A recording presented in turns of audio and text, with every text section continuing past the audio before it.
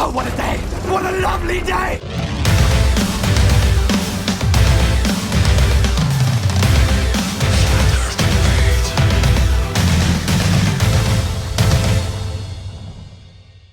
Welcome to Flat Earth Debate, Uncut and After Show. I'm your host Nathan Oakley, and if you are new to this channel, or you've not done so already, then be sure to subscribe and hit the bell notification icon to keep up to date with the Flat Earth Debate. If you would like to support this channel, there is a super chat that runs alongside each of these shows while they premiere.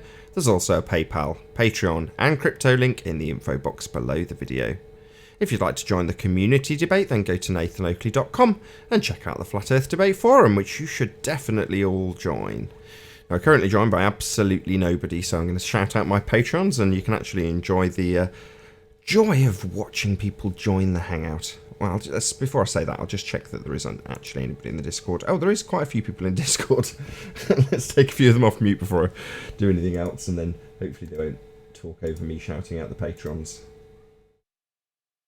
Oh my god, just had a super chat before the show's even started. Shout out to Joshua Doyle. Melochromatic. Okay. I'm sure that's in reference to the double slit experiment, which I believe the one is doing. Needs a monochromatic laser, but shout out all the same to you, Joshua Doyle. Really do appreciate your support. And speaking of support, a massive shout out to Alistair, Billy Highvault, Brendan, Brenda, Main, that is it? No, May, how do you spell it? M-A-I-A-I. I'm mic closer to the screen to read out this name. I'm really sorry, Brenda. I want to get your name right. Let's get it right. Malay, M-A-L-A-L-E. Hopefully I've not butchered your name. But shout out all the same to Brenda for supporting me on Patreon. Also a big shout out to... I'm placing the list now. Chareg. Shout out to Chow Young Cat. Dank. David Wayne Foster, Edwin, Felix Hung, Godrockin, Jeranism, Kirsten Smith, Matt, Michael, Paige Love, Renee, Rune, Sam, Stand Up, shout out to you, my friend, Sweet Equity, big shout out to you, Texas Mike, the same, Flat Earth Channel, thank you very much for supporting me, Tina Baker, and Warren... no, that's the bottom of the list. Thank you very much indeed to all of you on Patreon. And another shout out to Joshua for smashing the super chat before the show even begins. We've also been joined by, I believe, 10th Man and Flatzoid in Google. Good morning. Hello, good morning. Good morning. Flatzoid, saw your pictures. Good afternoon. You came up on yesterday's show, Flatzoid, because of some video you made about Red Rhetoric. Did you happen to catch that? Yeah, let me just keep it quiet. Say that again?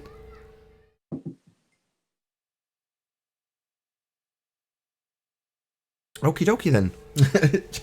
Well, at least you know it's been discussed. Sorry, I just wanted to get you just quiet. The compressor was making noise. Don't worry about it. We're only in the pre-show. We've got a much more tolerant audience in the second channel. Okay. If you do it when we're live. I downloaded your show and on the way to work, I saw it. Yeah, easy mistake. I think there's no real harm, no foul as far as I'm concerned. It's not even that important a point in terms of making any flat Earth or globe Earth arguments from those 11 or whatever it was frames. No, I sent everything to a whole explanation to Righteous. There's a whole reason why I did what I did and how I did it. But yeah, soon you'll see. It's actually going to be for the benefit. Oh, he's actually here. Go ahead, Righteous. Oh, I was just going to say, so I summarized it pretty good then? Yeah, quite well. But I did send a whole detailed thing to you, though. Sure, I gave him like I think 2 minutes. Nathan Oakley rounded it up really nice at the end. Like, he always does a good job at that. But I also gave him limited time, Flatzoid, so, you know, it was right at the end of a live show, and I'm like, yeah, you've got this many minutes to do it in, so I think he did pretty well. It was fairly concise. Obviously, he's not going to go through your full detailed explanation, but he had a good idea. Sorry to interrupt you, Righteous Force. No problem. Yeah, I got but nothing that's else to fine. say. Just getting attacked crazy by the Globus. Yeah, Can we get a summary just for new listeners that might be listening? Well, there's just an example being made in a demonstration that had some frames removed for the example, but then when the comparison was made, there was a mistake made by Flatzoid, and he accidentally used the edited version to compare to the original when debunking Reds, because he had used the original, but made a point with an edited version and just made a mistake. Just a simple, honest mistake. Yep. I don't think the mistake makes any difference to either side's argument, other than them using it to strawman the shit out of Flatzoid, presumably. Well, I got a lot of extra views out of it, so my channel has skyrocketed. Oh, well, that's good. That's excellent. Subscribe to Flatzoid, people. Yeah, that's good. Yeah, That's what I it's mean, all I about. think the one video is like over 3K views already. The other one's almost 2K. Excellent. That really is what it's all about. You know, there is a reason why I call the negative videos adverts, because that's all they're doing, promoting you.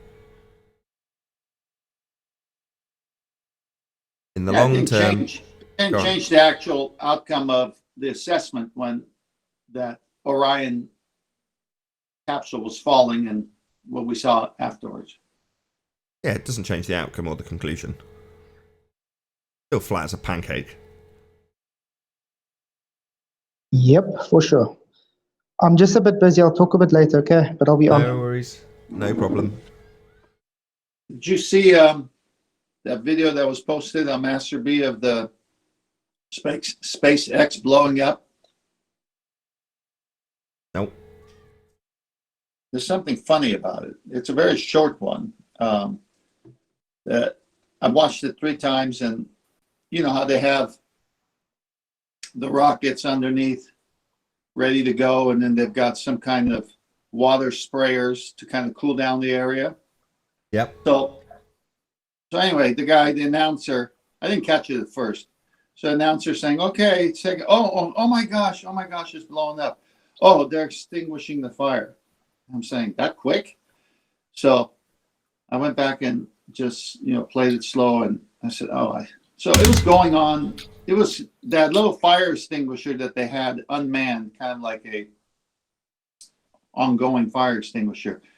Water actually being sprayed at the base of the rocket was at the beginning. It wasn't even after the fire started. It was before the fire started. But then I said, well, that's funny. Why would he not notice that himself? He's sitting there watching it for an hour, probably. Then why would he say like, oh, okay, they got the fire thing going out? And then I just kind of watched it with a different set of lenses, I guess, and ears. I think this is all made up. So anyway, that's what I think. Yeah, it is. There's no two ways about it. It's just a pantomime. What a joke.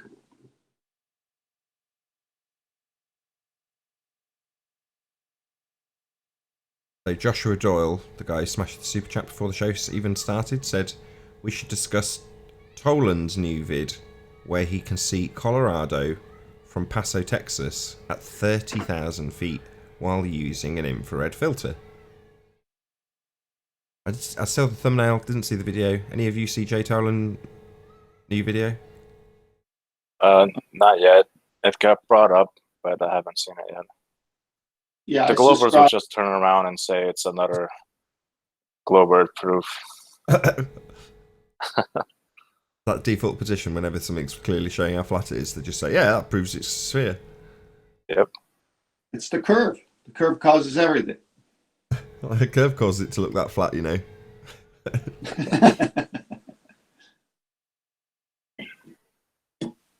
Never mind the Sea Sparrow working for 15 years. Never mind NASA basing the physics of flight on a flat, non-rotating Earth. They trust everything NASA says, but not that. Never mind, you need 2 reference frames for true Earth-based Coriolis take effect. Well, any Coriolis.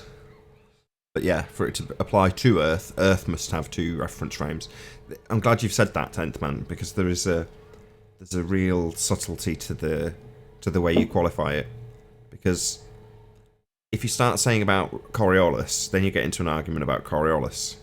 So after lots of careful consideration by both John and myself, the way to actually win this argument is to get them, the globeheads that is, to concede what is necessary on Earth to give rise to 2 reference frames. That's the first step. In other words, for Earth to have a Coriolis effect, it's got to have 2 reference frames. Yep. At that point, the Coriolis effect should be dropped entirely. Never discussed again. It's entirely pointless to the argument.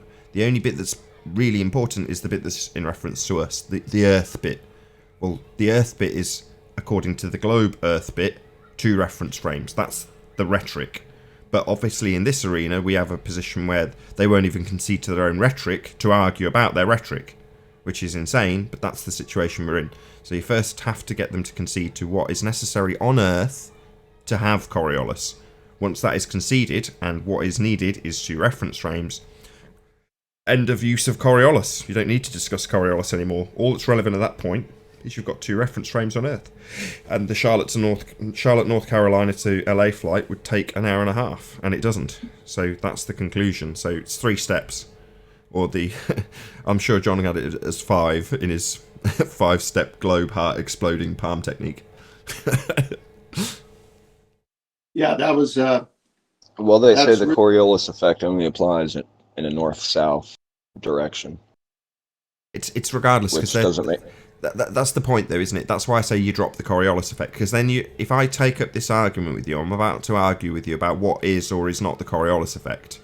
And that's not really the argument, because the argument is about how it relates to Earth. Now, if they're saying having 2 reference frames would only affect you north and south, you can just laugh, but you'd have to have them in a position where they concede to what is needed on Earth to have Coriolis effect, rather than what they claim Coriolis effect on Earth is.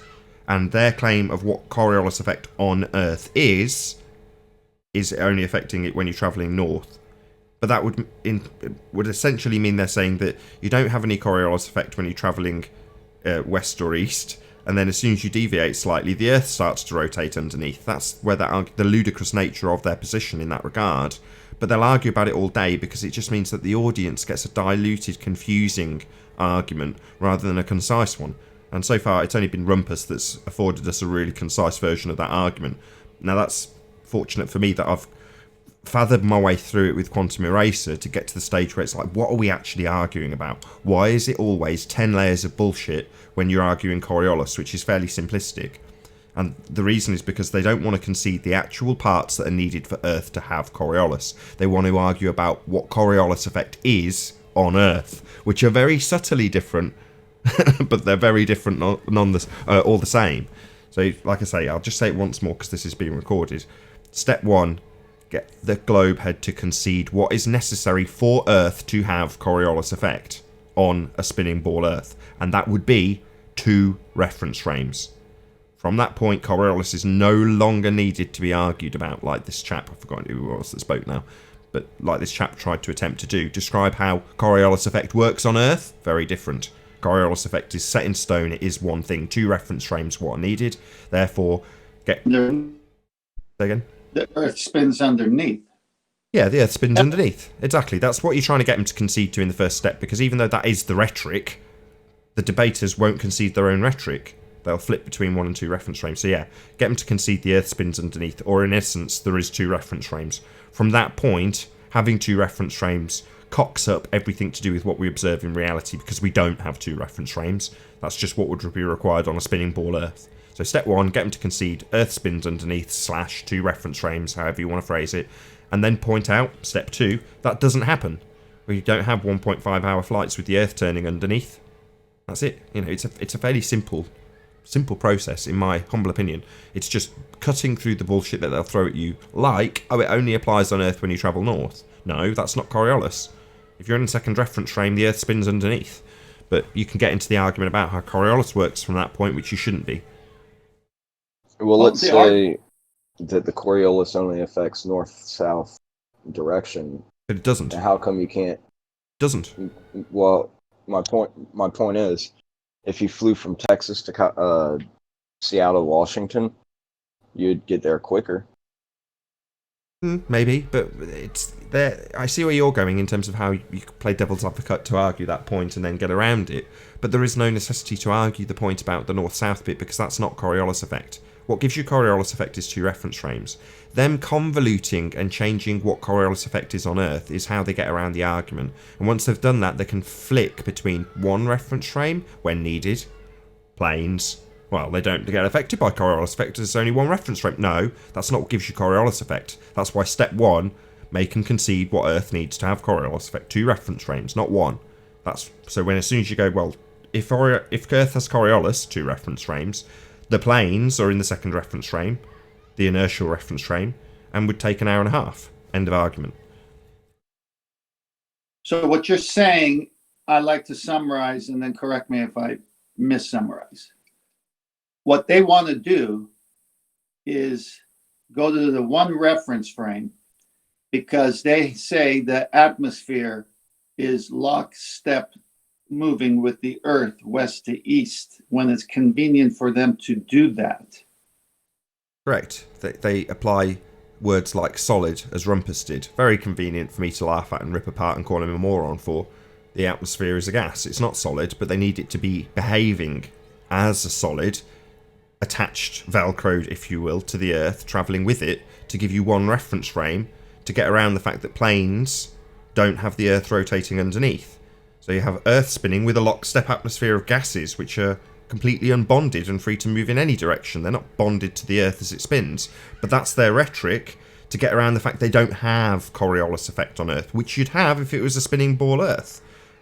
Ergo, spinning ball Earth debunked. But to get around it, because that's going to be a problem, it always was, will be, and, it's never going to be the case that you have a spinning ball Earth giving you Coriolis effect, because it isn't a spinning ball Earth.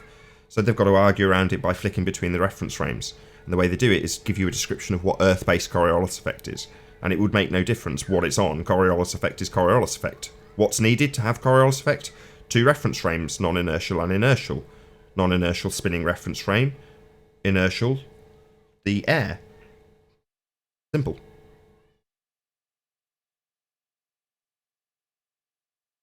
It's their death. It's their cyanide pill. Yeah, that's why they've got to, somebody somewhere has worked out this rhetoric to convolute it as much as possible. They can't win the argument, but what they can do is leave the argument with confusion in the eye of the beholder. The person listening into an argument about Coriolis effect will not be any clearer about why it disproves the Earth spinning at the end of it if they can obfuscate between 1 and 2 reference frames and have you argue that no, you'd really see 2 reference frames in that circumstance, and then say no, it won't because Earth's travelling with, in other words, you're basically arguing about what Coriolis effect is. But with Earth as the context, that leaves the audience in confusion. So step 1, get them to concede what Earth would need in order to have Coriolis effect. 2 reference frames. From there, point out how it doesn't. End of argument. Now, Rumpus the other day was making a weird comparison that a man walking at the equator as the Earth is spinning in their model west to east. So the man is walking, in his example, at 5 miles per hour. He's experiencing Coriolis, according to Rumpus. And then we brought up, like the bullet at, say, 3,150 feet per second, being fired, at least that caliber of a bullet. They both experience Coriolis. But a plane, a helicopter, and a balloon don't. Yeah, in other words, he's got the atmosphere attached in lockstep, velcroed with the Earth. A physical impossibility, that could not happen. But that's what he's describing in his rhetoric. And that is why planes don't have Coriolis. But simultaneously, something that's actually attached to the non-inertial reference frame, a man, is experiencing Coriolis. It's the biggest pile of double-speak bullshit nonsense, and it gets more convoluted every time it gets debated. No, you guys are jealous because you're in South Africa, we walk faster than you guys. Maybe 5 miles an hour is a bit of a pace. Get a fair old lick on. Yeah, that was crazy to be in the non-inertial and say you're in the inertial while you're on a non-inertial. Yeah, exactly. It's a major cognitive dissonance. It's amazing to watch. No, it's an intentional obfuscation. No, but there are people who actually have that cognitive dissonance as well. Oh, don't dispute it, but in the case of somebody with a carefully crafted anti-argument to a very difficult to win argument, like Coriolis on Earth, because it doesn't have one, then you've got to intentionally obfuscate those points and double-speak your way around it and understand how to convey the double-speak in a way that's going to obfuscate it enough but leave it in such a manner that it seems like you know what you're talking about. That's why when it comes to Coriolis, it's the one that's the most steeped in ridicule. Brian Mullen getting chased off the scene is a perfect example. It's such a devastating argument to the globe that they must ridicule it to the highest degree when somebody puts their winning argument for why we don't have Earth-based Coriolis, i.e. we're not on a spinning ball Earth. So they must immediately, you heard Rumpus as soon as he came in, I'm a moron. No, I'm concisely describing what Coriolis effect is. You're a moron, you don't understand it. Here's my explanation. You're a moron. No, you can go and check it against any definition of Coriolis, it's correct. A couple of times I get him to concede, yes, that's correct. While he's simultaneously telling me I don't understand and I'm a moron, he's agreeing with me with my concise explanations of it. Because they must ridicule the person with the winning argument in this regard, because they've got such a weak losing argument in regards to spinning ball Earth and Coriolis effect. So you've got to demean the person that's going to win that argument and leave the audience in confusion. It's a carefully crafted little dance that they play every time Coriolis effect comes up. I've seen it many times. And this might explain why their high priest, Neil deGrasse Tyson, is in a major timeout. Well, Neil deGrasse Tyson's got to be outcasted by the people who we have to take step one methods with to get them to concede their own rhetoric. Neil deGrasse Tyson overtly concedes their own rhetoric. Ball travels through the air in a football stadium, Earth rotates underneath, moving the goalpost, causing the goal to go through. Well, that's Coriolis effect, as it's supposed to be on a spinning ball Earth. But if the ball travels in a straight line and the Earth rotates underneath, then an aeroplane will travel in a straight line and the Earth will turn underneath. All that's really important in that description is that the Earth turns underneath something in the inertial reference frame. So if it's turning underneath a bullet and turning underneath a ball, it's turning underneath a plane and turning underneath a helicopter. But it doesn't. Your drone doesn't experience Coriolis effect. It doesn't take off, stay in its position, and you observe the Earth turning underneath. You don't take off from Charlotte, North Carolina, travelling to LA and have the Earth turn underneath and experience a 1.5 hour duration of flight. Because that does not happen. The Earth does not turn. But they need to obfuscate it with solid gases that turn in lockstep so that they can have one reference frame. It's like, well, that doesn't give you Coriolis effect. But they'll argue it, even though it's not conducive with having a Coriolis effect, because it is conducive with reality.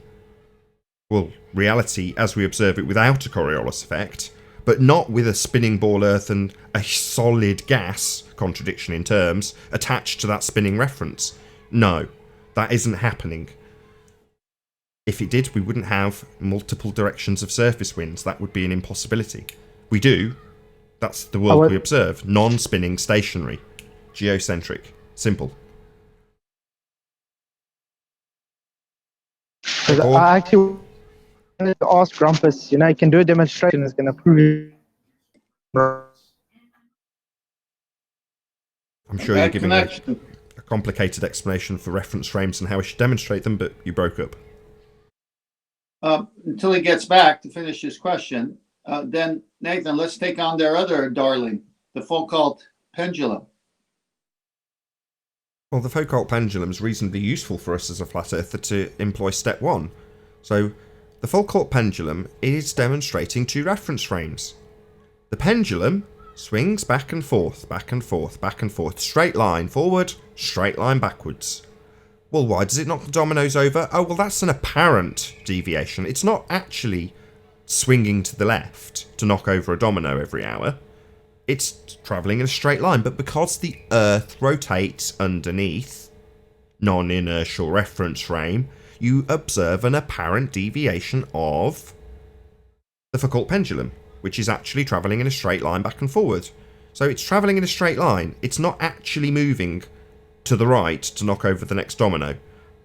The Earth rotates underneath, That's the alleged effect observed in the Foucault pendulum. Now, if you want to debunk the actual pendulum, it's just easy as pie. They release it in a certain way, and it does swing to the right. It's as simple as that. That's what's really happening. Occasionally, they let it go and it doesn't swing. It just goes back and forth and doesn't knock any dominoes over. So they have to reposition it and start it again. Many of them have got a motor at the top to dictate the way it swings. There's just a whole bunch of bullshit attached around that actual mechanism. It's not scientifically valid in any way, shape or form. It's not the point. You can easily debunk the mechanism. No worries. But you need it as a flat earther with the debate on our level. Not Neil deGrasse Tyson. You get to Neil deGrasse Tyson, right, so Foucault pendulum swings back and forth in a straight line and the Earth rotates underneath Neil deGrasse Tyson. His answer? Absolutely. Right, so it's a demonstration of two reference frames then, Mr. deGrasse Tyson. Absolutely, like the footballer, two reference frames. Right, so if you've got two reference frames, why don't the planes take 1.5 hours? And he would shit his pants, because at that point he can't concede that the bullshit he's just spun you about how Earth's turning and it's got two separate reference frames doesn't affect something in the second reference frame, like an aeroplane. He'll never get asked that question by me. But the people on our level, in the trenches, they will, and they'll just say it's got one reference frame. Oh, well, the Earth and atmosphere attach one reference frame. No Coriolis effect. They'll argue that shit. One step back before the concession, Neil deGrasse Tyson will make openly and overtly on TV. Or via Twitter. Yeah.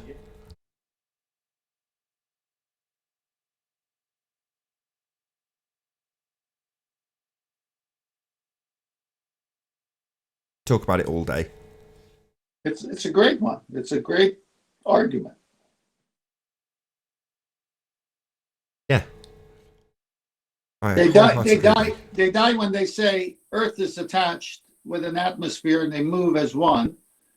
And they die when they try to explain two reference frames as being the true Coriolis, which it is, if there was one, Earth-based. But they can't do it because the Charlotte flight would take 1.5. So they die both ways. Correct, absolutely spot on. They die when they argue for one reference frame because they need an impossibility of nature, which is an atmosphere, a gas, or gases, which expand in all directions and are not attached to one another, certainly not attached to the ground. Well, they need those to be attached to the ground. Horse shit. Well, why do they need them to be attached to the ground? To give you one Coriolis, free, non-Coriolis, single reference frame. That's what they're arguing for.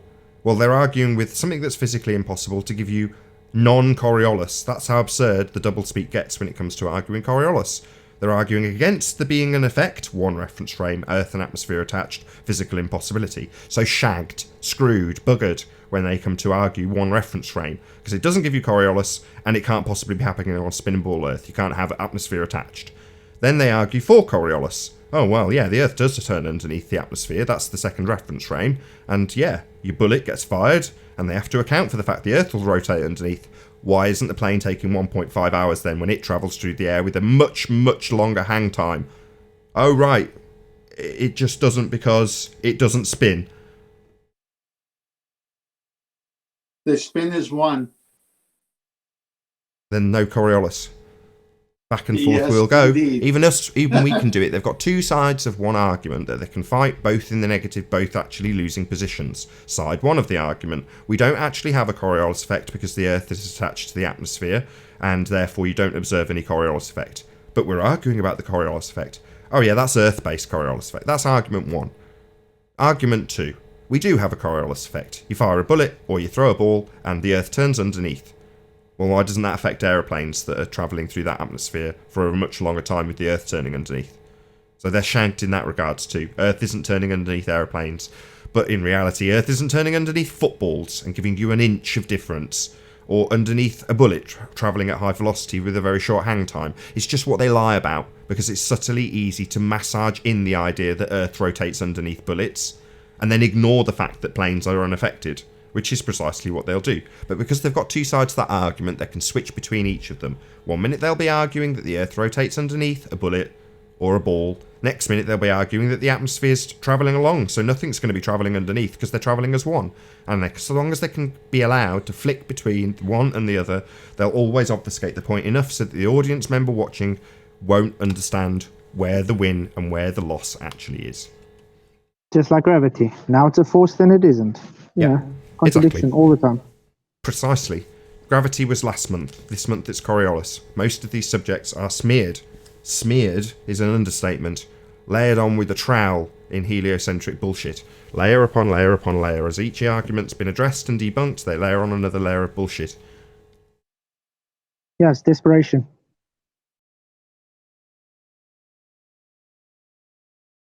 It could be a gradient spreading. Say that again. I said I'm just having fun. It may not be a full smear on their mind. It could be a gradient spreading. As long as it's in a container. Yeah, exactly.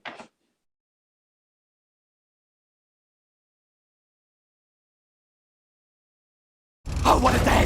What a lovely day!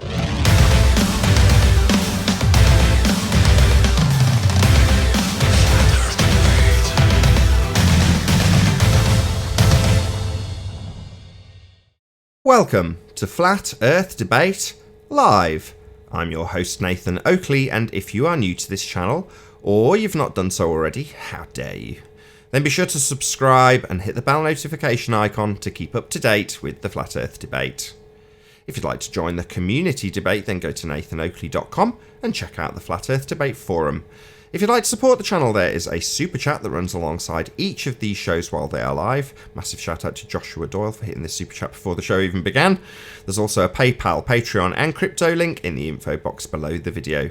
Also below this video, the link to join the show. If you do, please mute the page you are currently watching. One last time, if you're new to the channel, or you've not done so already, then be sure to subscribe and hit the bell notification icon to keep up to date with the Flat Earth Debate. If you do join the show, please don't swear. If you do, you'll be ejected, and if you are, please don't try to rejoin the stream using sock accounts. You'll be warmly welcome back on the next stream. Yeah, I've confused the order because I'm trying to work in to say not the shape of the Earth, but express your views on the nature of Earth, which I will properly work in one day to the intro.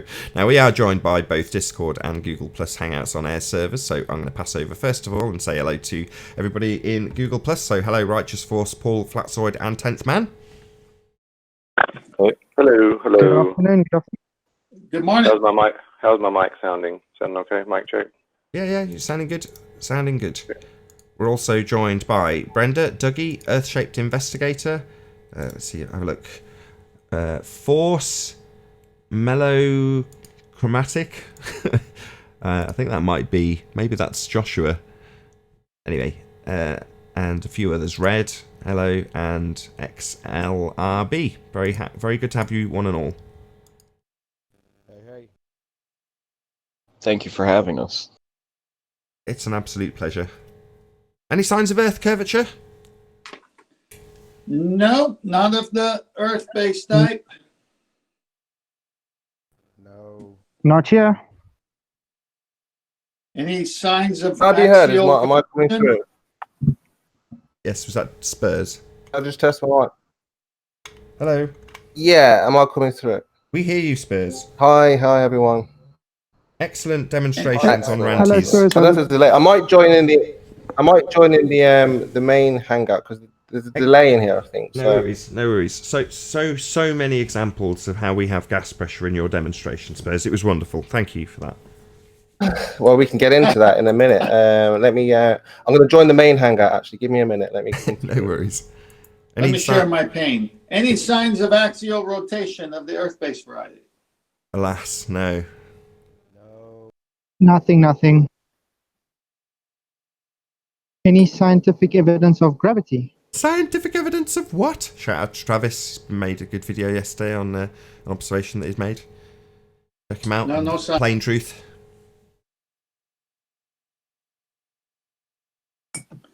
Any evidence of a self-perpetuating molten iron core at the center of a presupposed spherical Earth?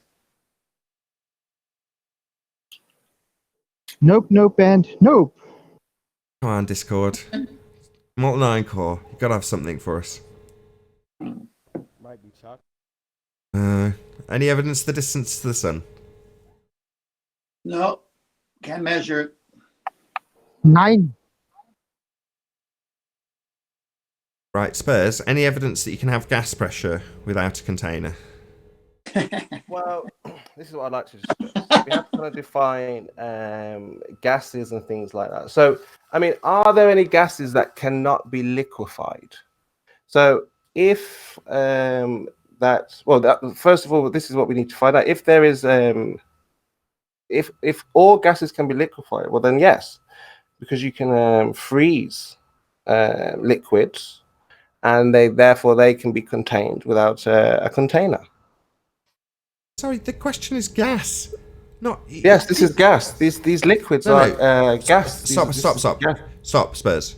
Type into Google phase changes, and then tell me that after a phase change from gas to liquid to solid, that's answering the question: how can you have gas, that particular phase, without a container? The reason is because gas expands in all directions and has no bonds. It's not attached to anything.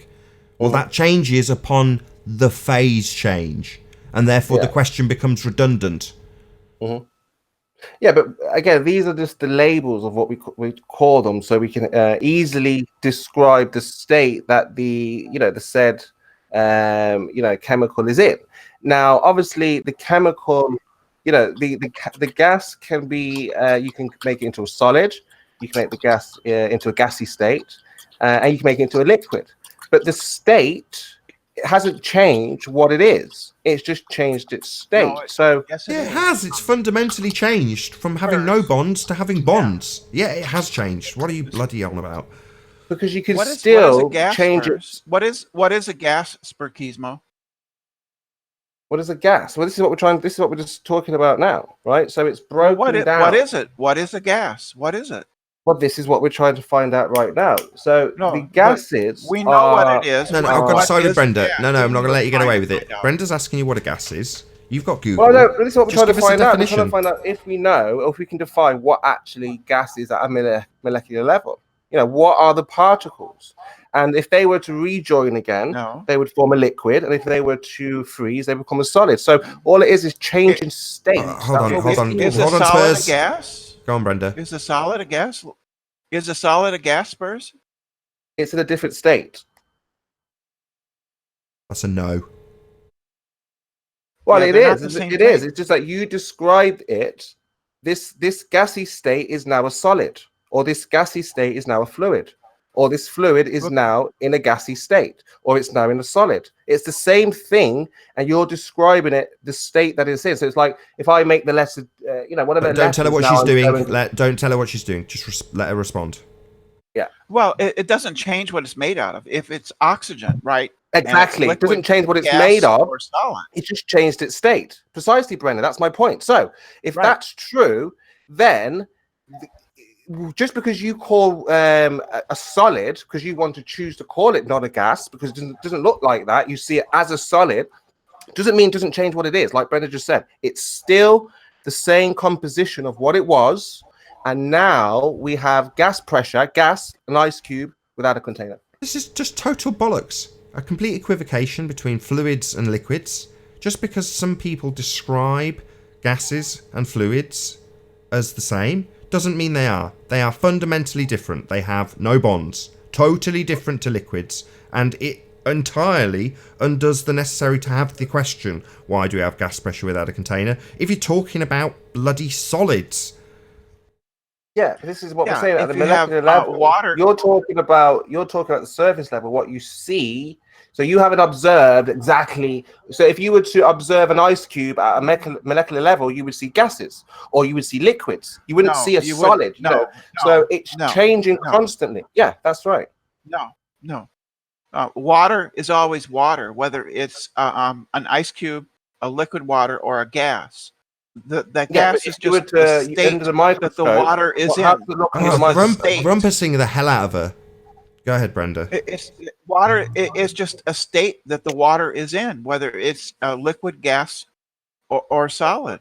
That's all, Spurs. Like a cloud. A cloud is water. It's just a gas. Yeah, water vapor. Its state. That's water vapor. Yeah. No, it's just water. It's just water vapor, as opposed to rain, which would be liquid. Water vapor, yeah, it's in a gassy state now. Yeah, that's right. Gas, yes, that's right. Well done. In a gassy state, I said, but it's still water. That's right. When it becomes more dense, you will now see its form change into raindrops. Yeah, all we're doing is arguing about phase changes. We did this at the beginning. I said go and type into Google phase changes. So all we're now doing is discussing phase changes. Google doesn't have answers here. This is something that you have to use your own logic and say, well, when we look at the molecular level of these things, they're still the same composition, as Brendan just said here. It hasn't changed what it is. It's just the state. Yeah, it has. Broken down. Yeah, it has. Down. Yeah, it has. What part of no bonds aren't you getting? So one particle of gas is what? It's water. Yeah, Brenda's explained this to you. The chemical composition may remain the same. However, it is fundamentally different. It's no longer bonded. It's different because you're bigger and that's smaller. That's the only reason. That's the reason why you say it's different. But to a fly or a smaller insect, that small bubble is big enough for it to drink from or, use or whatever. No, it's a gas, unbonded. It's not a liquid in droplet form with multiple. It's your fundamental level understanding of what a gas is wrong, Spurs. Well, Brendan just told you that it's still the same state. It's not the same state. It's the same chemical composition, not the same state. The state has changed. It's changed its state, not what it is. It's still water. Yeah. Water vapor or it's still water. Liquid water or ice water. Yeah. But those three still water, states still are water. different. So if I have mercury and I freeze mercury, it's still mercury. If I make mercury into a liquid, it's still mercury. It's still the same thing. I've just changed its state. If I have mercury in a gas, it's mercury gas. It's still mercury. Yeah. Yes, you got it. You got it. That's right. Yeah. Yeah. Water is always water, whether it's solid like ice, liquid like water, or gas, right? Like in a cloud. I mean, no offense, Spurs, I said this last time. I'm teaching this currently to my 2-year-old with the use of a kettle and an ice cube tray and a faucet. I'm just saying you may have got it wrong about the gas pressure because we do have gas pressure without a container. Like I say, an ice cube is gas. It's pressurized. No, it isn't. It's a solid. It's not a gas. Exactly. That's the point. It's not solid. So when you say it's a gas, it isn't. What? I don't know then. Okay, fine, whatever. But for me, it's still the same thing, but it's now in a solid state. You're just saying it's solid. It's something else. No, it's still water. You just changed the state. That's all. This is called equivocation. Using different definitions for one thing when they have multiple different meanings. So no, when we talk about gas, it's just gas. It doesn't matter what gas. They all are the same in this respect. No bonds. Free to move in all directions. Simple. All right, I'll prove it to you then. So can you compress air? Yes. And when what residue comes from that? What residue? Yeah, if it leaks, what comes out?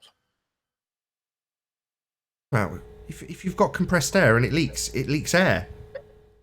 Have you never bought a bottle to clean your computer on the inside? That's compressed air. What's the liquid? What when liquid it leaks, will it turn into? Air leaks out. It doesn't come out as ice cubes. What liquid form will be in that bottle? If there's a phase change upon dispersion, it's still experiencing a phase change. If you're saying that you'll get a certain amount of liquid water, because there's been a phase change, usually caused by the actual vapor of water in the air and the temperature differential upon releasing a gas. Because of Boyle's law, the rapid expansion will... I'm getting rumpus to all hell whilst explaining this to Spurs. Shut him up. Spurs is fundamentally retarded in this regard. I'm explaining how during a temperature change, because of Boyle's law being implicated when releasing the pressure from the chamber, that you might see water vapor condense on the nozzle. But that doesn't mean that inside the bottle you've got liquid water. You've got compressed air. Yes, and it turns into water. No, it does not. It does. You're just retarded. I'm tired of this. You're just stupid. You're wrong. Sorry. If it were to leak, it would drip water. No, it wouldn't. Okay. You might find that because there's a temperature change that you get a certain amount of water that's in the air condensing around the nozzle, for example. But that doesn't mean that the contents of the condensed air, which is what's in the bottle when you buy it to clean your computer, it's air. It's water. Ugh. I give in. It's I'm tiny done. particles of water. Gas is still the same. It's still in the same state as Brenda's just told you, but it's in small particles. Define water, define liquid, define gas, define solid. Yeah, we can have a conversation. Brenda's just told you it hasn't changed its state. So what you're withdrawing, what you're compressing, you can't compress the air. This is what we're trying to say. How are you Yes, you compressing can. air? doesn't Yes, compress? you can. Yes, you can. Yes, Yes, you can. It's called an air compressor. Ask him about Boyle's liquid and Boyle's solid law. No, I want to see a demonstration of air being compressed. Thanks for the super chat, Look at the JQ. tires on your car. Yeah, it's fine particles of Are they water. full of water? Your tyres full of water, Spurs? Gas. We're talking about this is a gas. Yeah, compressed gas in your tyres. Brenda's just smashed Air, you. yeah, gas. Not air, water, the gas of water. Yeah, so you go to the petrol station and you buy some compressed air by putting 50p into a machine which has a compressor. To guess what it does? Compress the air. What do you think compression is? Compressing the water. No, it's not got water written on it. It might have if it's got a little tap to fill your washer fluid.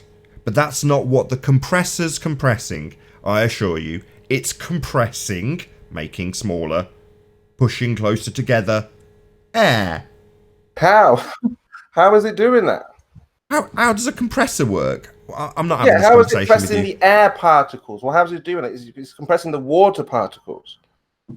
Needs a container. By forcing it to go down a smaller pipe with a motor. No, that's just a myth. That's the old white. No, it's not. It's an air. It's not a myth. It's a bloody air compressor. This is nonsense. Why are we even having this conversation? Oh my god! All right, don't worry about it. But I am worried about it. You're spreading this out throughout the community. Some people might believe you, Spurs. No, well, again, this is demonstrating, isn't it? We just have to leave it at that. You don't need to argue over it. If you can't demonstrate, it's just a claim. What do you mean if we can demonstrate it? Every car has tires with air in it. Can I just say that even Brenda has given up, right? Brenda's left. And I've got to say this. Brenda's demolished your argument. Well, for me, it's just the water in another state. A state that you can't see. I had a leak in my car tyre. It flooded my garage. Says truth in your face. Yeah, thanks for the super chat. I'm actually an expert because I used to work on air compressors in the military. I also work on air conditioners, which have a compressor in the system. So that's why he needs to define what do you mean by water. All right. What do you define by air? Because all air and even water vapor can be compressed. Yeah, but let's say you remove all the water out of that air. What will be left? Well, it depends. Is it oxygen, nitrogen? If I don't know. You tell me. You tell me. I'm saying you remove the water for what? Define what water is. You mean you're saying water? H2O. You're making a claim. You're making a claim. Define water. You don't know what water is. That's not what I'm asking. I'm asking you. Do you define water because you're using the word? So you need to define it so we can be talking about the same thing. Well, what do you think water is? He's asking you the question. I'm asking you the question. Flatulent Unicorn says Spurs chemotherapy is as thick as a brick. Oh, well, that's not very nice, but thank you very much for the super chat. Spurs is a very nice chap. Hey, Chemo, you want me to help you out here since you can't explain it? Go on, Dave. You take up the reins, my friend. Be my guest. Define water. What we're talking about here is how can you have a gas pressure without a container, right? That is the claim. I am a flat earther, and all I'm saying is that this one claim is not correct.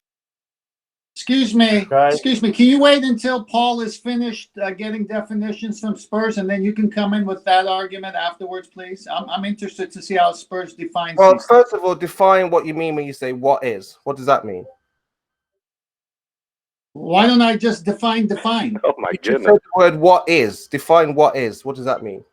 That's you're asking what's the nature No, of God, something. no, I can't Yeah, let but this you just descend said any what further. is the I nature can't of let Define this. what No, is. no, no. It's got to stop. We can't let the defining things descend to before preschool. This is not. This is unreasonable. We've grown adults here. We should know how simple question phraseology works, Spurs. We shouldn't have to define what the term "what is" means. This is ludicrous. Right, it's asking about water. This is ludicrous. I think this whole conversation's ludicrous, but we've descended Spurs, so maybe there's a far. reason he's asking you that question. Maybe he wants you to tell him what it's made out of, what it's composed of. Just answer the question. Don't answer him with what does what is mean. Are you kidding? Come on, man. So what is? I've asked him what he thinks water is. But see, I've already asked you the question first, so you can't do that. You're reversing it. I've asked you. Now you're asking me. So that Let me have a try. Let me have a try. Spurs. Let me have a try. Spurs. It's an odorless, transparent liquid. Water is a liquid to me. If you remove all of the liquid from your pressurized air container, what will be left in the container? The water is a liquid, Paul. It's a liquid. You understand what a liquid is? I know the liquid can become a gas. Can I define liquid for you now? You want me to define the word liquid? Do you know what a liquid Say that is? again, Paul. Hold on, Spurs. Can you repeat what you just said, please, Paul? I've got a 2-year-old screaming in the background. So Paul, hang on. Okay. What Paul you're said saying was... a liquid. Go on. Oh, you want to define liquid? Spurs! For the love of God. Yeah. I just... Spurs, 10th man, Spurs, Spurs. Everybody Spurs. shut up. I just want, even with somebody rumpusing in the same microphone, Paul to repeat what he said without anybody interrupting him. He said to Paul before Paul's child started making noise, if you remove all the water from... No, that's not what I'm talking about, 10th man. He said he's calling a liquid a gas. Yes. Right. You can't have gaseous water. Right. Water is hydrogen and oxygen. And when it breaks down to a gas, those molecules separate, and it's no longer water. What? The bonds break. It's still water. It's just not In your bonded. pressurized container of air, is there any water? I'd like to answer that, Spurs.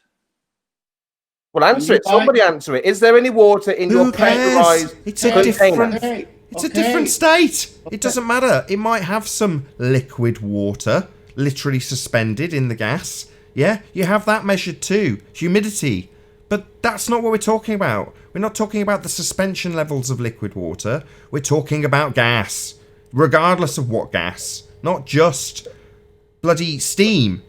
Any gas. I'm saying, if you listen carefully, if you pump a tyre up, you remove the water, you remove the pressure. What There's water? No pressure. What are you babbling about? There is not water in my tyres, Spurs. There's Well, remove air, the water a gas. and see what pressure you have.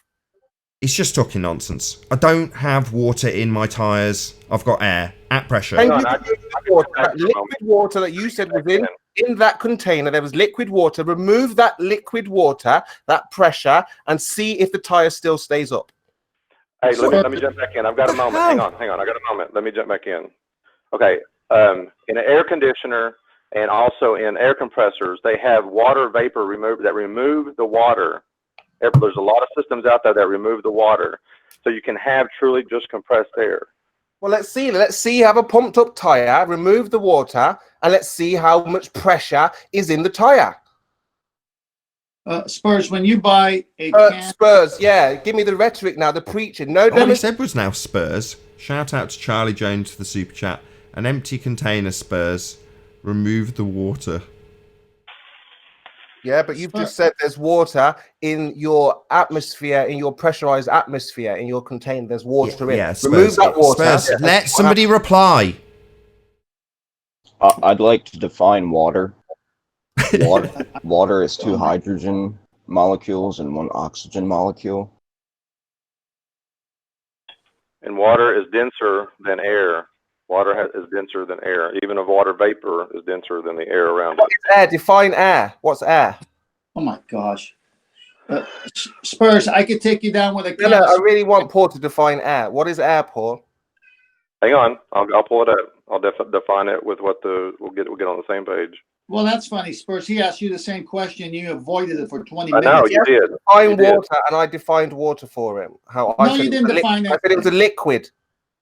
Yeah, okay. Spurs. Air, the invisible gaseous substance surrounding the Earth, a mixture mainly of magical. Oh, thank you. The magical Spurs, you're invisible rumpusing gas. everybody. I'm hardly hearing anything but you. I'm hearing Because one or two words. Now you're rumpusing me. Now you're rumpusing me.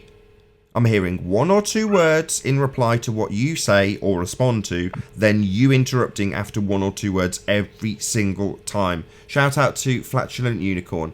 Maybe Spurs is talking about wet farts. Wow.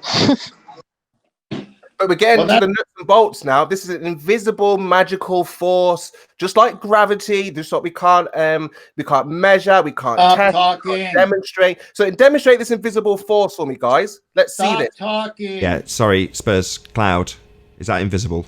Can you see No, it's not steam? invisible. Spurs, that was 3 words. You're going to piss me off. Nathan? Spurs! Is that air? Spurs! Right. When steam, a gas, comes out of your kettle, it's not invisible or magical. It's real, visible gas. Is that air, Nathan? We're just talking about gas, and you're taking us on a merry dance in circles when we define what gas is. You say, well, is that air? Oh, well, air's got water in it, and so we'll go round again in the same bloody circle. I'm getting tired of it. So you remove the water, you remove the pressure. So I've just told the audience what he's going to do to take us on this next dance, on this merry circle. And after defining what he's going to do, which is describe what's in the air and how much water's in it, he literally does it after I've said that's what he's going to do. If nothing, you're very predictable, Spurs. Let me jump in here. Spurs, do you know what an air compressor? Do you know how an air conditioner works? Do you know how it works? No. Then look it up and figure it out, because they have to remove the water for the system to work properly. Freon has 2 states. It could probably have a 3rd one if you put it in right conditions. It has a gaseous state and a liquid state. Okay? That system is still under pressure, even without water in it, because you have to remove the water. The system will not function properly. And I said I was in the military as well. Typical air compressors that we used have water vapor, have things that remove the water from the system for it to work properly. You need to do a lot more research, buddy. I mean, no, you need to do a lot more demonstrations, Paul, instead of giving me your scriptures, right? Different scriptures that demonstrate. Okay? This is the point here. You've gone back to rhetoric. You've gone back to the globe. No, I'm going back from experience, Spurs. This is my experience. I was trained to do this in the military. Well, I've experienced God. I've experienced the faith of God, the power of God. What does that mean to you? Nothing. Can I demonstrate this? No. It's my belief. Sorry, Spurs. Okay, well, hang on. What Paul is describing to you is how a machine utilizes the phase changes of Freon, and how in that process you have a drying mechanism to remove water vapor. Now, in a car, that's incredibly useful because you can use it to de-steam your windows, for example, with the air conditioner. So these are applied principles that are known, and you've got an actual engineer who has used air conditioners trying to describe it to you, and you're saying it's scriptures and rhetoric. No, it isn't. Yes, it is. Spurs, let me ask you to answer. Water, you create a vacuum. This guy shut up. What are you talking about? How is that possible to remove the water? In his air conditioning, if you lower the temperature like that, you would create a vacuum. So how is he creating a zero vacuum where he's removed all of the water? Paul, you've got an assumption about this. See, we have said it on this show many times, and I actually had a video on up earlier. There is a direct relationship between temperature and pressure. Okay, you can remove the pressure and reduce the temperature by removing the pressure. I was actually showing a video about that. They actually put liquid oxygen and liquid nitrogen in a vacuum chamber and froze the nitrogen and was working on trying to freeze the oxygen, okay? And that is removing the pressure, which was reducing the temperature. Air conditioners work the very same way. Yeah. You actually put the Freon under compressor or under pressure, which raises the temperature, and then you blow air across it, reducing the temperature, but you're maintaining the pressure. When it releases through another valve, it expands, reducing the pressure again, which causes the cooling effect. All right, let's. Every day you turn on an air conditioner in your home, in your refrigerator that you're dealing with every day, whether you're dealing with it in the car, whether the military used it every day. This is something I have loads of experience in. As does Right the Hand. So Right the Hand says, I have a degree in air conditioning. You have a vacuum pump the air out of the system because the air has water in it. Right. You have to remove the water. They can't make a perfect vacuum because they can't remove all of the water. Nathan, can I get a question? He doesn't understand what he's talking about. I'm going to say that from pure experience. He has no idea. I know. I feel your pain, Paul. Anyway, can we move gears? Because Flat's No, I want to ask you a question. Go on then, Flat, don't go anywhere because these are the Spurs, just let him. Go on, 10th man. Spurs, you're worse than a spur in my shoe. No worries, just ask your question. Very good. There's actually a YouTube station for graffiti artists, and the guy goes through spray cans of paint and tells you how to rightly shape the can of paint so the mixture of the paint and the gas in the can would be at the right level before you start spray painting the graffiti. Spurs, I'm talking slow. And then he has different nozzles to release before he puts the nozzle he's going to use to paint, so the paint doesn't streak. It comes out with pressure and paint. Yeah. And as a child, I remember playing around with spray cans of paint. Once the paint was gone, guess what? When I pushed the nozzle down, only air would come out. Yeah. So what's going on there? You have paint that would only come out if it's pressurized in the can with the gas. Once the paint is gone, what comes out only? The pressure. Once the pressure is gone, the paint can't come out, and that happens too. Right. So what's going on, Spurs? So what that is the final elements of the paint. Let me come back in again. Do you know why they remove the water from different systems? Do you know why? You can't remove all of the water. Just to answer my question, Spurs, do you know why they remove water from an air compressor? Do you know why? Because I have no idea. Because you can't compress. Because you can't. He said he has no idea. Let me explain it to him. He said he had no idea. Water boils at 32 or what is it? 32 degrees. Not 32. 200 degrees Fahrenheit. Okay. Freon boils at negative 14 degrees Fahrenheit. Okay. So virtually the water will freeze inside the system, fouling up the system. That's why they have to remove the water. Okay, because they have two different states, two different qualities. So you have to remove it. The water has to be out of the system, but it's still a pressurized system because you put gauges on it showing the pressure. Yeah, this is all in a contained system. This can be achieved. Yeah, inside a container, we can do this. Out here in the real world, this so-called atmospheric pressure cannot be measured, registered. It cannot be felt. So again, it's just another myth. And what a load of bollocks! Why have you just declared all that? Yeah, it can. All of the above can be described. I can feel pressure. You can feel pressure. Yes, it can be measured. That entire list was nonsense. Yeah, you can feel something invisible. Chemo, and I will explain. Read the definition again of air, Paul, and tell us how we can feel something invisible. Yeah, that's good. Now we can feel the invisible. Wonderful.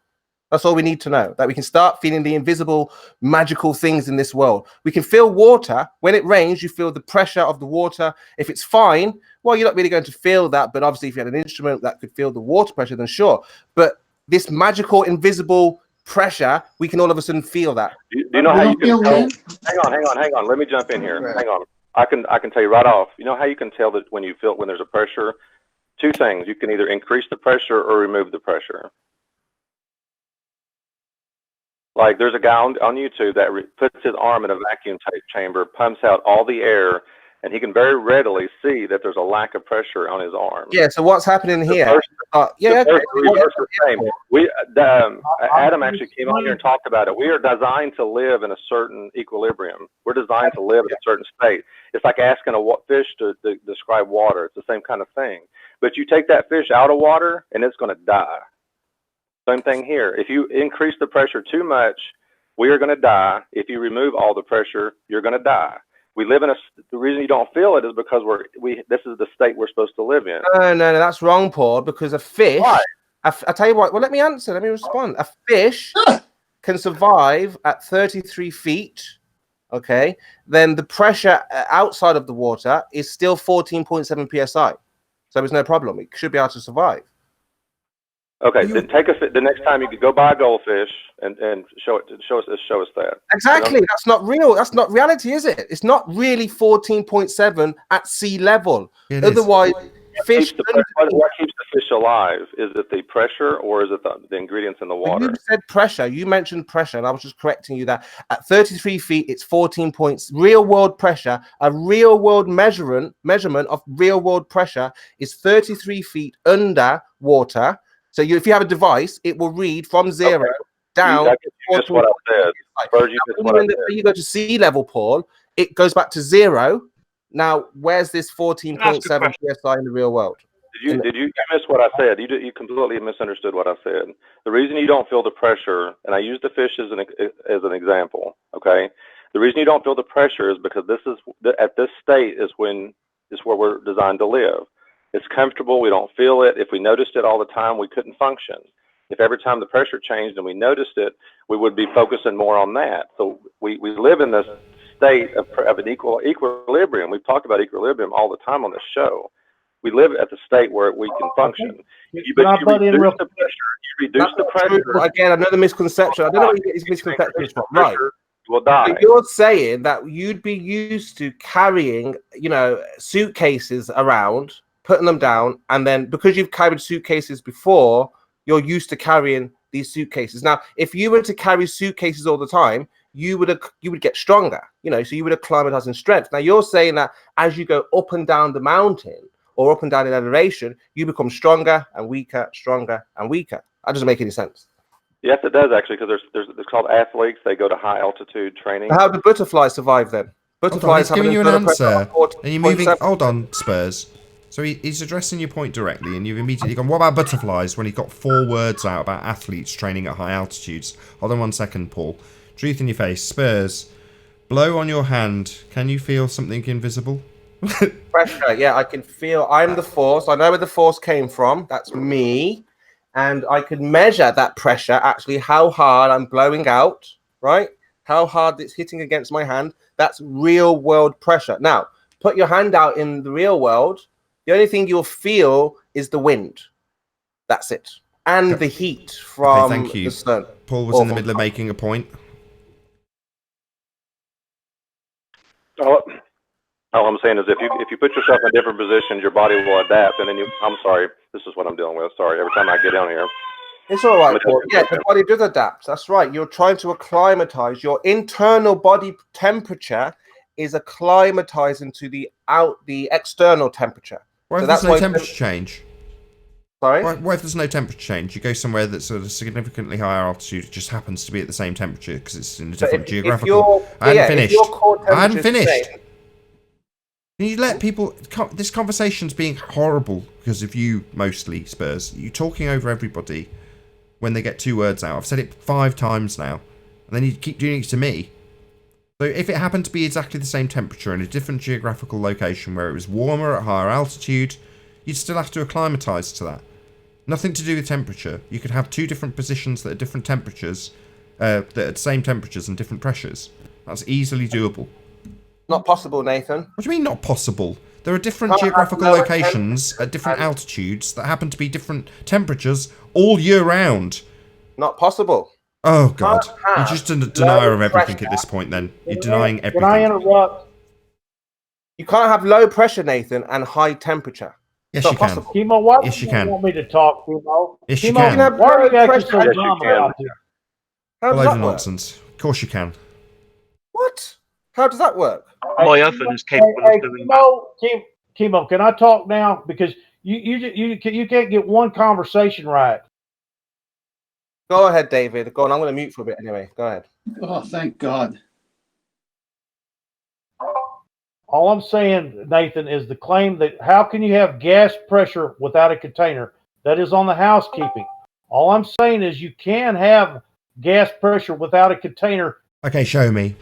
Right, there's your claim. Don't want any bullshit following it. What I want is you to back that claim.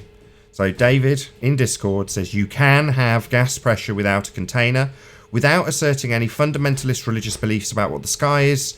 Show it to me. Okay, Nathan, what we have here is we have guaranteed proof that planes do not fly above 100,000 feet, correct?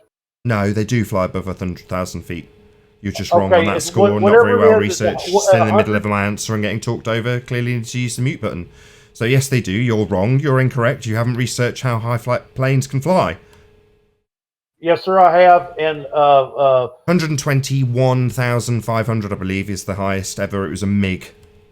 So for you to say you know that they don't fly above 100,000, when off the top of my head I can name a plane that's gone above 100,000, makes you fundamentally incorrect on this level. The other day we went and we... So he's just going to ignore me? Yeah?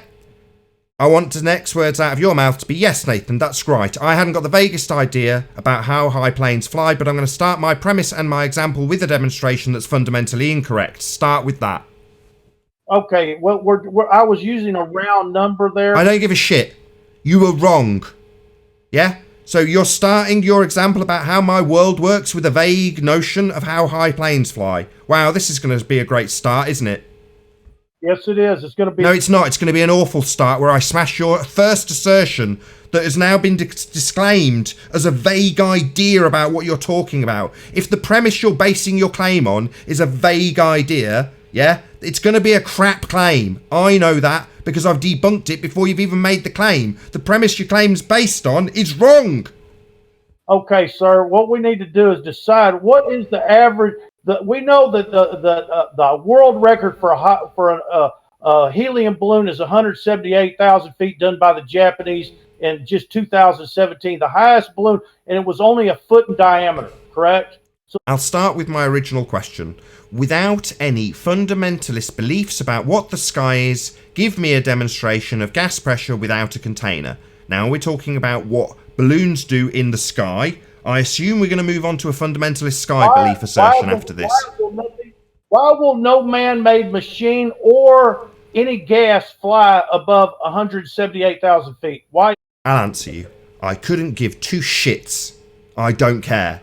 I want you to demonstrate gas pressure without a container, not get me to make a logical extrapolation about what the sky is. Okay? I thought I made that clear when I said that your claim shouldn't be attached to a fundamentalist assertion about what sky is.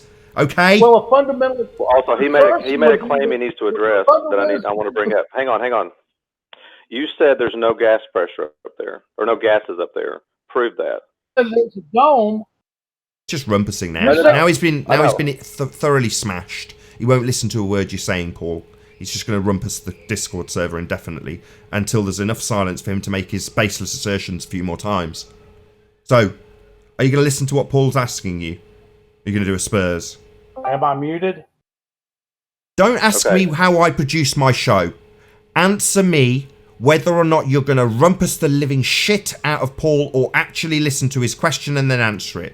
Because I assure you, so far I've not got a demonstration of gas pressure without a container after you coming on, making an incorrect assertion about what planes do and telling me that I'm wrong in asking a question, which so far you haven't answered. You haven't given us a demonstration of gas pressure without a container, but you're here to tell us that question's wrong. So, now I've smashed you because you haven't demonstrated it. If you're to claim that why is there no demonstrations of gas pressure without a container is an incorrect assertion to make when it's actually a question formulated in housekeeping, then you can damn well answer it with a demonstration of gas pressure without a container, which I absolutely would assert is the antecedent necessary to have gas pressure. And as I say, without a fundamentalist assertion about what the sky is, you've got nothing here. Certainly not a demonstration of gas pressure without a container. Well, you're making the assertion there is a container that's holding the gas pressure in. Excuse me, Hey, dick David. brain. I have never made that assertion. Go and get me a quote right now, lest you be called a lying asshole. I have not made that assertion. You are a liar, sir. So, go and get a quote right now where I've made that assertion. The claim is... Don't stutter! Go and get a quote where I've made the assertion you have just laid at my doorstep. You liar! You said, what is the container? Oh, now he's asking me a question about what the container is that he's just claimed I make an assertion about. Where's my quote? What is the container? Don't ask me what the container is. You get a quote where I've asserted there's a container in the sky, you lying piece of shit. What is the container? Don't ask me what container is. This is what fundies do. See, this guy seems to have an agenda. His agenda's to lie about what I claim here. I absolutely do not claim what the sky is. Do you understand me, you lying sack of shit? You do. And you tell me that my question about showing gas pressure, which needs a container, and a demonstration thereof, yeah, that's unreasonable. And when asked to show gas pressure without a container, you ask me what the sky container is, even though I don't make that assertion very intentionally, so I can get short and stroppy when liars like you claim I do. Well, tell me when I can talk, please. You can talk whenever you like. You just rumpus me and lie about what I say. Are you going to get me a quote? You see, now he's talking. Are you going to get... Yeah, you're talking over me. When I ask you to get a quote to back the claim about what I have said specifically. Shout out to Joshua Doyle, says I'm destroying it. Yeah, you're damn right, I'm destroying this liar. How can you have gas pressure? Don't ask me about anything except showing me a quote. You said I claim there's a container, and then started making your straw man based on what you said I claim. I want that quoted. Your claim is you cannot have gas pressure without a container. That's right. So you're going to show me that, or just continue assert that I've said the sky is a container when I haven't said that? You're saying that how can you have gas... Oh, I'm saying... Yeah, you keep saying what I'm saying. You're not getting me a quote. Your quote is you cannot have gas pressure without a container. That's absolutely factually accurate. Yes, you cannot have gas pressure without a container. It is the necessary antecedent. And if you want to say I'm wrong in that absolute fact of a statement, then you better damn well demonstrate it. Not straw man me, not misquote me, not claim that I've said the sky is something. Shout out to Amanda Ying. He's got Nathan started laughing my ass off. Yeah, it makes my blood boil when people lie about what I've said. You see how you do? You won't let me talk. Does the Earth have gas pressure, yes or no, Nathan? Obviously.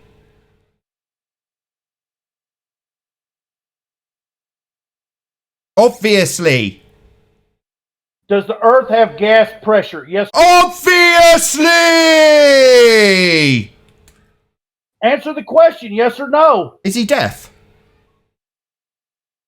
Did you say yes? I said obviously.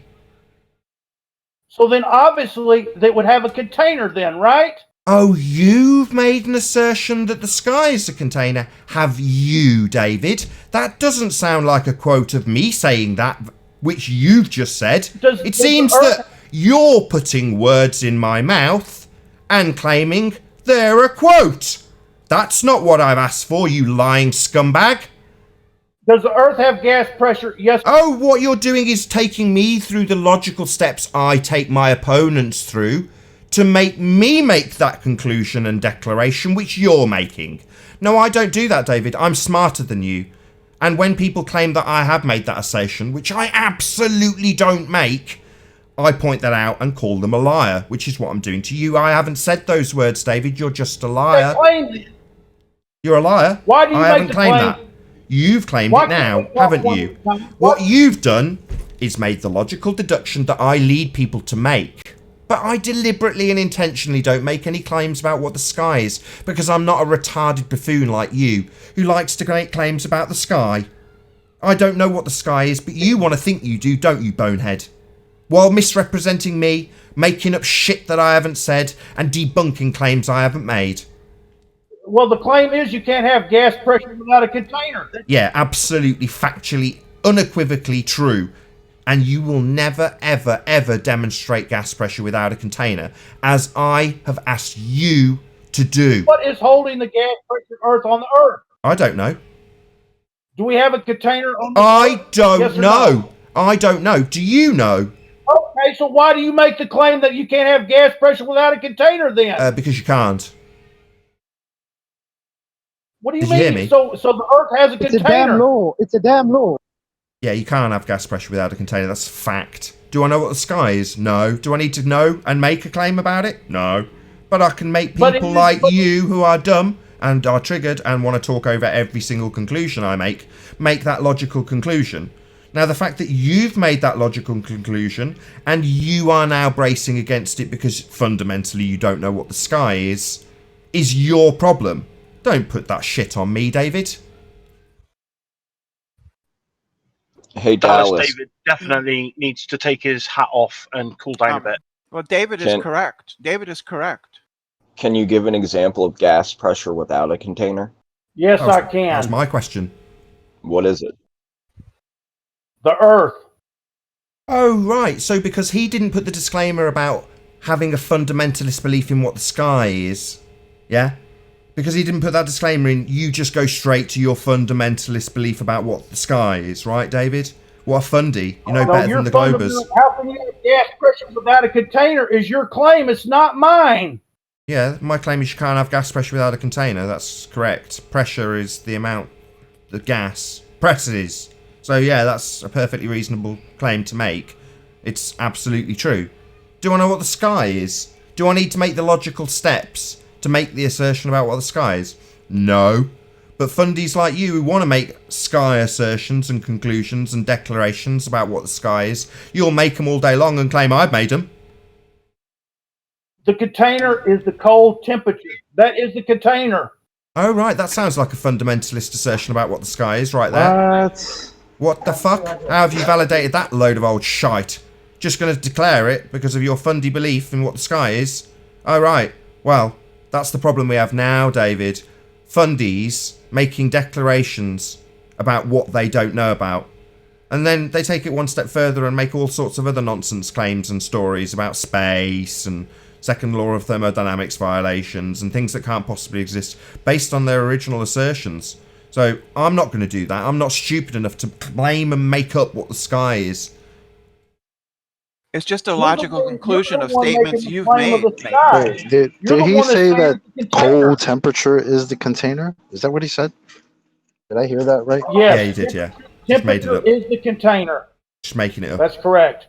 There's a problem. Let me jump in. I can talk for a second. There's a problem with your assertion, though.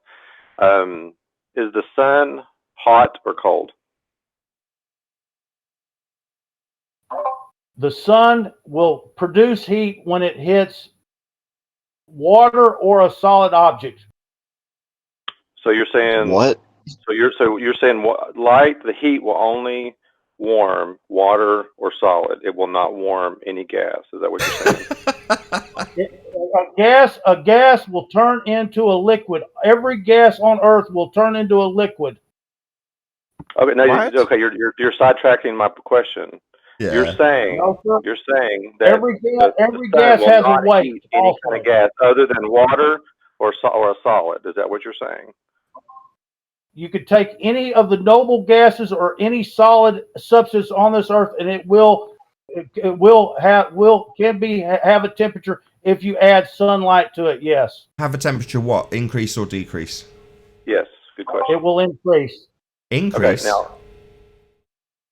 Okay, now you're not talking to Chemo here. Chemo doesn't understand this conversation. I do. Well, hang on. I'm not done. Hang on. Is the sun between, or is the atmosphere that we exist in? Is the sun and the earth? Like me, when I look at the sun, is that atmosphere between me and the sun? That is atmosphere between you and the sun to a certain point. To a certain point. Describe what you mean by a certain point. As you rise, temperature drops. On the Okay, top of but you're every getting closer mountaintop, to the sun, right? on the top of every mountaintop, this is provable Wait a by minute. ice and snow being on the top of every mountaintop. This is a proven wait a thing. minute. Hold on. The higher Hold you on. go, the higher Hold you on. go, the Hello. colder it gets. Hold on. There's a contradiction that Paul's desperately trying to point out, but you won't let him. You've said it will increase, but then you're going up and it's not. It's decreasing. That's a contradiction. I'm presuming Paul wants to point it out to you, but you won't let him. When I get closer to a heat source, like I'm cooking some hash browns on my stove, as I get closer to the heat source, the temperature rises. So as the atmosphere rises, getting closer to the sun, wouldn't there be a certain level that the temperature would be rising with the gas? No, sir, because as you go up, the temperature drops. This is provable on any mountain. Sorry, that's circular reasoning. So his excuse is the nature of what actually happens. So he's going to apply circular reasoning, Paul. Okay, and also he doesn't realize that there is a thing called the thermosphere, which means temperatures are upward of 1,000 degrees. Yeah, I was just going to ask about that.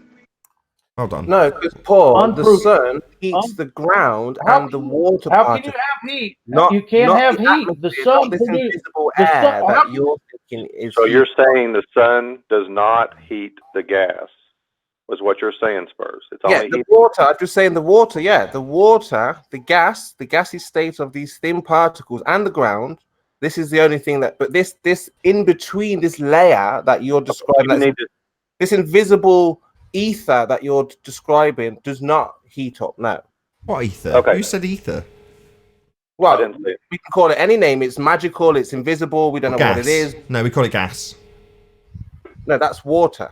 No, that's not. That's liquid. That's definitely not gas. It's a different. Oh, whatever. Not whatever. Just this is stuff that you learn really, really young. I'm teaching it to my 2-year-old as we speak. I mean, literally over the last, well, not the last week, but a couple of weeks ago. This is something I taught her. 2 years old. David does have a good point, though. Any substance that comes from Earth can be heated. Okay. Okay, so That's is the air coming from the earth, so it can be heated, right? Yes. Any substance, gas, solid, anything on the Earth can be heated by the sun. Well, anything from Earth or not from Earth, down, so they anything can be heated. freeze or warm up. That's right.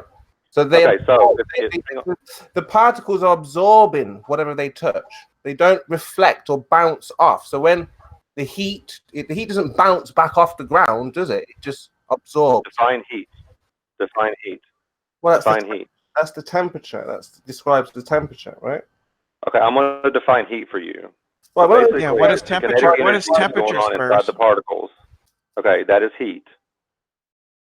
Heat is the kinetic energy going on inside the particles. Yeah. So you okay. So if the sunlight is hitting the particles of the atmosphere, which whether it be oxygen, nitrogen, gas, water, whatever, the heat from the sun will excite those and induce kinetic energy. Okay. So inducing kinetic energy is how you get a gas. You remove the kinetic energy and you get more of a liquid. Remove it even more so and you get a solid. Yeah, the closer you get to the sun, it's going to induce more kinetic energy. A quick shout out to Agent Dubsky says, I get to support and trigger Globers, ? Double sweet. Shout out to Agent Dubsky for the super chat. And with that, I'm going to say, if you are watching on the Nathan Oakley premiering stream, then stay tuned, as there will be an after show to follow. However, if you're watching live on Nathan Oakley 1980, this is where we bid you farewell. A huge, massive, enormous thank you to all of you who tuned in, smashed the super chat, liked, commented, shared, subscribed, and all that good stuff. Be sure to check out nathanoakley.com and the Flat Earth Debate Forum, which you should definitely join. A massive thank you to all of today's debating panel for making this debate possible. I've been Nathan Oakley. Stay tuned if you're watching on the premiering stream, and I'll see you all in the next video. Oh, what a day! What a lovely day!